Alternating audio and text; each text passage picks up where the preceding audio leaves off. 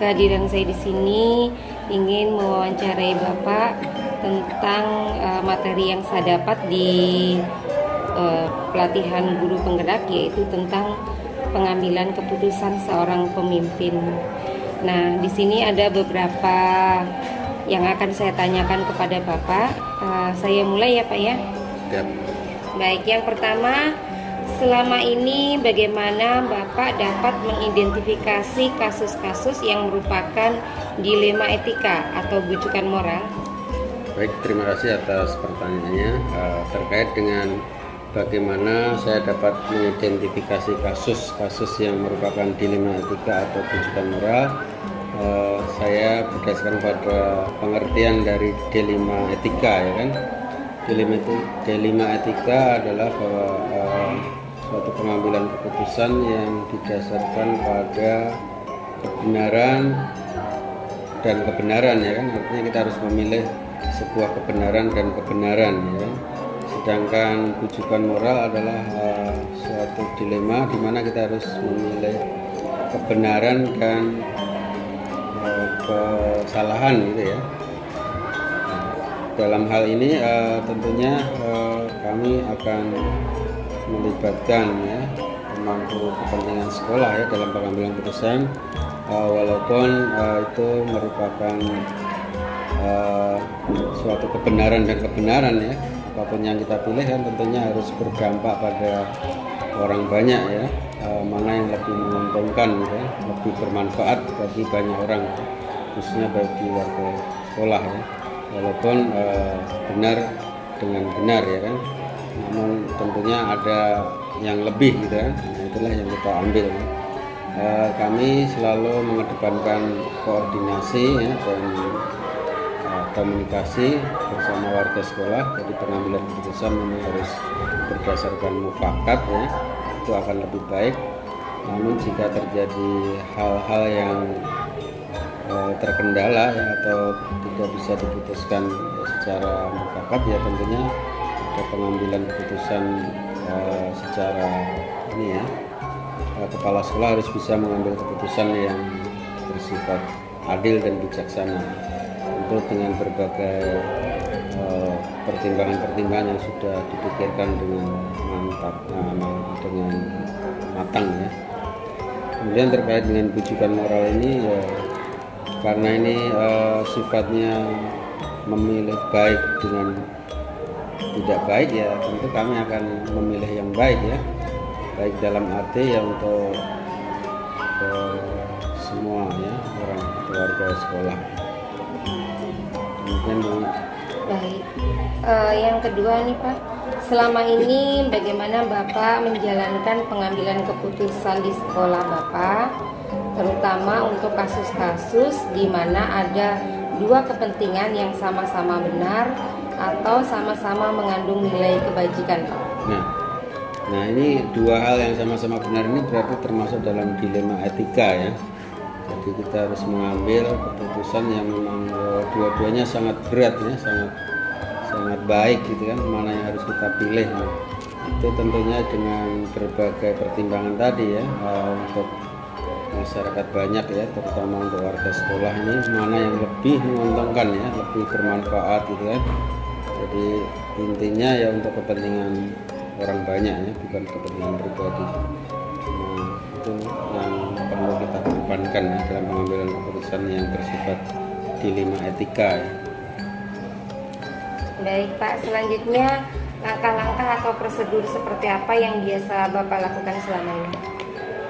Seperti tadi saya jelaskan di depan bahwa dalam pengambilan langkah-langkah atau prosedur dalam pengambilan keputusan itu ya, kami mulai dengan rapat dulu kan dengan tim ya, atau manajemen sekolah ya.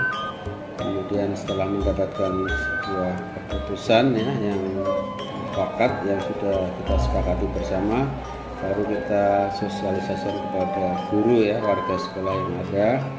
Jadi nanti keputusan yang kita ambil itu akan kuat ya, akan mempunyai motivasi yang kuat ya untuk bisa merubah keadaan sekolah yang lebih baik gitu.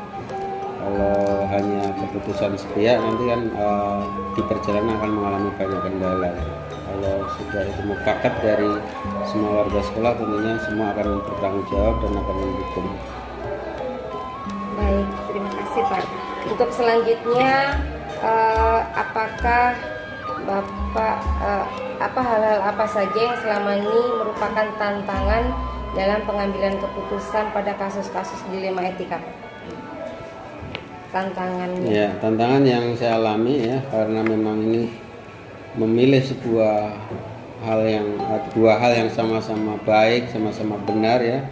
Tentunya ini merupakan suatu tantangan ya, karena kalau salah mengambil keputusan dampaknya juga akan panjang ya, akan berdampak lebar terhadap warga sekolah ya. Maka ya, pengambilannya kan harus benar-benar matang ya, berdasarkan mufakat ya semua warga sekolah ya. Kalau bisa seperti itu ya. Namun kalau tidak bisa ya, kami sebagai pimpinan tentunya punya pijakan ya untuk mengambil keputusan yang semuanya memang harus didukung ya, karena ini untuk kemajuan sekolah. Nah intinya kami mengedepankan komunikasi ya, koordinasi bersama warga sekolah dalam pengambilan keputusan ya, baik itu secara etika ataupun moral ya. Baik, selanjutnya apakah Bapak memiliki sebuah tata kala atau jadwal tertentu dalam sebuah penyelesaian kasus dilema etika? Apakah Bapak langsung menyelesaikan di tempat atau memiliki sebuah jadwal untuk menyelesaikannya, bentuk atau prosedur seperti apa yang Bapak jalankan? Iya. Manakala kasus itu terjadi kan, pada intinya kasus itu harus segera terselesaikan dengan cepat ya, karena kalau tidak akan berdampak pada orang banyak ya, akan mengganggu stabilitas kinerja sekolah ya. Maka harus diusahakan segera mungkin ya diselesaikan apapun itu permasalahannya, baik kecil ataupun besar ya. Jadi semuanya harus tuntas, segera tuntas gitu. Yaitu tadi dengan mengumpulkan beberapa tim sekolah, tim manajemen sekolah untuk berdiskusi menyelesaikan permasalahan tersebut ya, tentunya dengan arahan-arahan dari kepala sekolah. Nah intinya bahwa permasalahan yang ada itu harus segera diselesaikan ya, sesegera mungkin, karena dengan selesainya permasalahan itu kita akan enak ya, jalan dengan baik, kondusif. Baik, jadi tidak ada jadwal ya Pak, tapi segera diselesaikan gitu ya, tidak menunggu ada jadwal. Kemudian adakah seseorang atau faktor-faktor apa saja yang selama ini mempermudah atau membantu Bapak dalam mengambil keputusan dalam kasus-kasus dilema etika?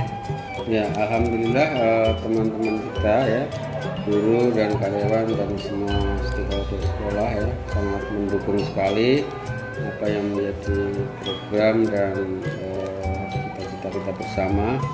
Jadi saya kira kendala itu tidak begitu banyak ya, bisa diatasi ya. Apapun satu atau dua yang kurang respon, yaitu menjadi sebuah tantangan ya bagi pimpinan ya, untuk bisa kiranya mempengaruhi ya, atau mengajak mereka untuk bisa mendukung program sekolah.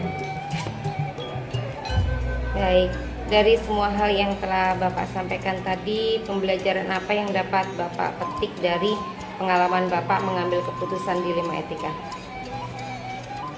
Ya, pengalaman yang saya dapatkan dengan adanya berbagai kasus-kasus yang ada ini tentu akan membuat saya lebih matang ya, menjadi seorang pimpinan ya, akan menjadi lebih bijaksana dalam pengambilan keputusan ya, karena dengan banyaknya kasus-kasus ya, dan kita bisa menyelesaikan dengan baik, itu akan menjadi sebuah pembelajaran, pengalaman bagi kita ya, dan akan terus bisa mendewasakan kita dalam berorganisasi ya, bersikap ya kan, terutama dalam pengambilan keputusan. Baik, terima kasih atas kesempatan yang Bapak berikan untuk saya dapat mewawancarai Bapak dan belajar banyak tentang pengambilan keputusan sebagai seorang pemimpin. Sekali lagi terima kasih Bapak. Assalamualaikum warahmatullahi wabarakatuh. Waalaikumsalam warahmatullahi wabarakatuh.